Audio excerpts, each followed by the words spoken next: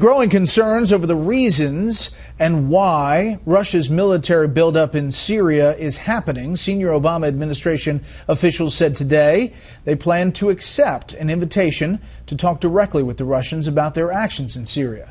Correspondent Kevin Corke's at the White House tonight with the latest.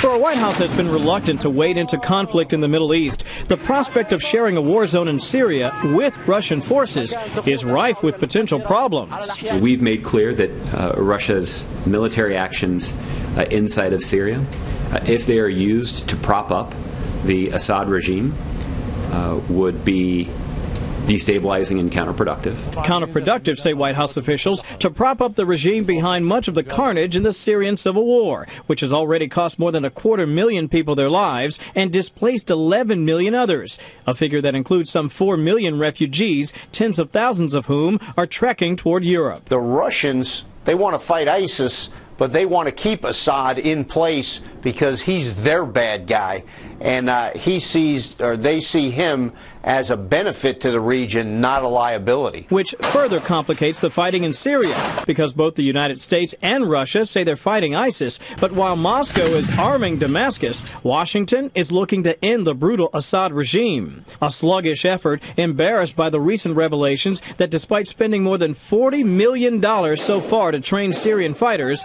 fewer than a half dozen are ready to go into battle. I spoke to Foreign Minister Lavrov again yesterday, the third time in less than a week. I made clear that Russia's continued support for Assad risks escalating the conflict. Secretary of State John Kerry's plea underscores the heightened tensions between the superpowers and comes as Israeli Prime Minister Benjamin Netanyahu prepares to visit Russia, even as the White House proudly announced its own BB visit with President Obama in November, their first face-to-face since the Iran nuclear deal survived a fight on Capitol Hill. And one more quick nugget for you here tonight, Bret. White House officials say in terms of engaging the Russian military in conversation, that's fine, so long as the talks are tactical, practical conversations. But it should be also pointed out that the military here and there haven't had any dialogue since the Russians invaded Crimea back in 2014. Bret? Kevin Corke live on the North Lawn. Kevin, thank you.